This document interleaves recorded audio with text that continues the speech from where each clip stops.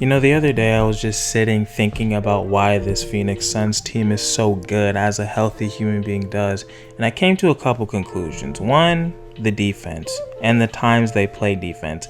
They don't really play great defense in the first quarter unless it's like a team they really see as a threat, which at this point is nobody. Usually in the second quarter, they kind of ramp it up. They actually start playing real defense at the end of the third, and the fourth is when you're going to get the best of the Suns. They're not going to make any mistakes.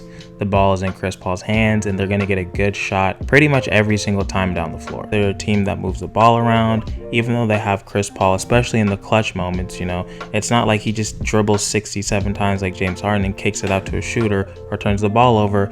No offense, James, I know you're trying your best. Everything is repeatable. Everybody is sticking to what they're good at. We're not hoping that Devin Booker goes 60% from three. You know, he sticks to his strengths. He's a good mid-range shooter. Okay, let's find out how to get him good mid-range shots.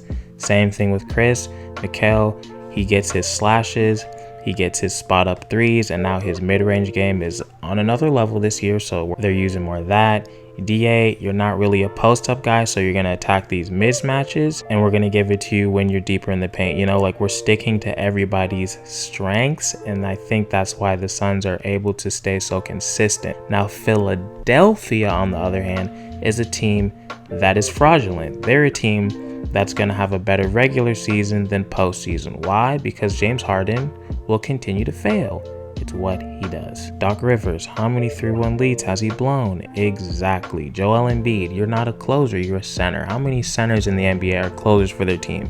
Jokic, maybe. And let's be real, he's a lot more skilled than Embiid is offensively. So I'm so sorry, Philly, but your team is fraudulent. Maybe you can run up some stairs, do some shadow boxing, go pray to that Rocky statue that's actually in Philly. It is so strange that you have a statue of a fictional character, but I guess you guys are doing what you can, and I can respect that to an extent, but I can respect that. And again, just to give my team, the Phoenix Suns, even more credit, it's Chris Paul's second game back. He is 55 years old. There's no Cam Johnson, who is just a better version of Klay Thompson. Disrespect meant. And no JaVale McGee. So you're playing against the first best center in the league. Scott Sarver's a bitch, so you know he's going to get DA in foul trouble. And then we have our third string going against Joel Embiid. And our third string is 6'9", which means he's 6'7" in real life, because you know they give these players extra inches. Pause. I just don't really see a lot of teams as threats, especially Philly. We talked about the Heat. You guys are like, you got to respect the Heat, man. Look what the Heat are doing now. They're literally fighting each other on the court. I told you this team was not that good. The Celtics are great defensively, but their offense is suspect. The Nets, are we serious? Like, are they even going to be healthy to make it to the finals? And Kyrie's played, what, 15 games this season? We'll see. Was anybody really that afraid of the Nets when it was just KD and Kyrie? Not really, right? Who's their starting center?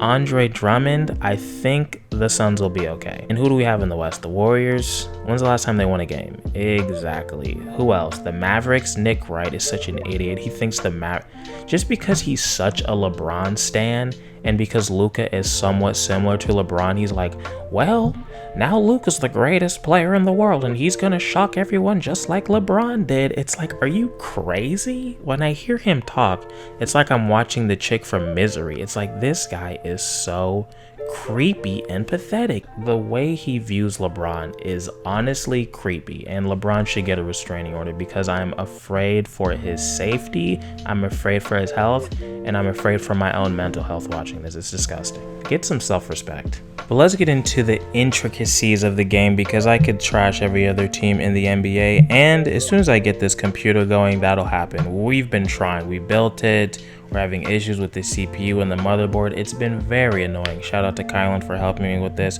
As soon as the computer's there, we will get it together. But here's some things that I noticed. Obviously, the fouls were out of control. Scott Sarver, we know this man is filthy. His morality is questionable at best.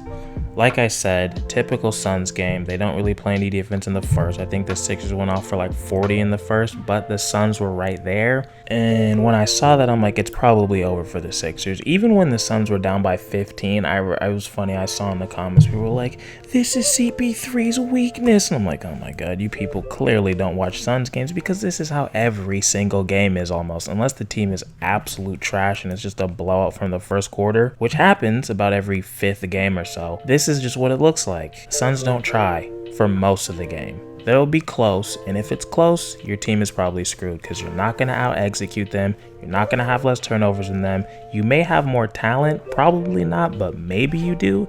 But you're not going to have somebody that can get a good shot every single time without turning the ball over with a really good defense. That's why the Suns don't lose close games, because how are you going to beat that? You have to be better defensively, which only one or two teams are, or you got to have way more offense, which one or two teams do, and you have to be consistent, and you have to have somebody who's not going to fold in the clutch.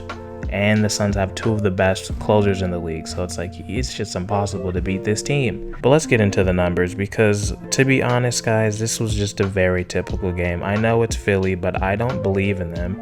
I think they're fraudulent, and I've explained why. And if you need me to say it again, watch the Philly video.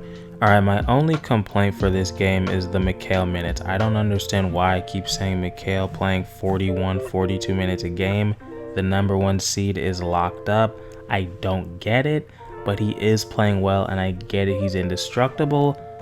Knock on wood. But he was 5 of 11 from the field, 1 of 2 from 3. 11 points, 5 boards, 1 steal, and he played great defense. You know, very typical Mikal game. Jay Crowder shot 43% from 3. We love that, and he had 8 boards, and he hit a very big 3, basically ended the game. He's pretty much known for doing that. He does, anytime this man has a chance to hit a clutch 3, it's like a 90% chance he hits it. DA, 31 minutes, only took 8 shots, 63% from the field, 14 boards, or 14 points and 12 boards. Not mad at it, and you know he had to guard Embiid. I'm sure that shit is not easy. Devin, another very efficient scoring night. 13 for 22, 3 of 5 from 3. That's 60%. You're welcome. 35 points, 2 boards, 2 assists. I think Devin is just made to be a scorer. He can get 10 assists a game if he wants to, but I just feel like he's just the most comfortable. Chris Paul passing. Him scoring doesn't mean he can never pass. He's not J.R. Smith, but you know, I think him playing with Chris is like the perfect combination. And then we have Chris Paul, the senior citizen, 9 of 15 from the field, 1 of 3 from 3. I mean that with love. Hey, you're wise, and we love that. 19 points, 14 assists, 1 turnover, or is it 0? No, it's 1. Damn it. Did he have a block? Chris Paul had a block? Wow, who got blocked by Chris Paul? That's embarrassing. 1 steal, 4 boards. Man, played great. Cameron Payne, struggled a bit. I think that's why Chris Paul was at 36 minutes, because Cam was not hooping. 2 of 7 from the field, 1 of 2 from 3, and he was minus 25. So not his best game. I don't think all that, minus is his fault, but, he was there for it. So, 5 points, 3 assists. I thought that said 3 steals. I was like, damn, but it's assists, so never mind. Torrey Craig made a 3-pointer. 3 of 6 for the field for Bismack, 50%, if you didn't know. And obviously he took the JaVale minutes. I think he did a pretty good job, especially going against Embiid, who is fucking huge. And last but certainly not least, we got Landry Shamet. The shovelhead name has officially been retired. I'm a man of my word. Landry shot 57% from field and 60% from 3. This is who I thought we were getting as Suns fans, and I'm happy he's finally arrived. The man had 12 points. No assists or rebounds or anything, but the man had 12 points and he was efficient. And Landry, we appreciate that. We appreciate that. So that's it for this one. The Sixers are garbage. I'm so sorry, Philly fans. Again, go do some shadow boxing, and I'll see you guys in the next one. Peace.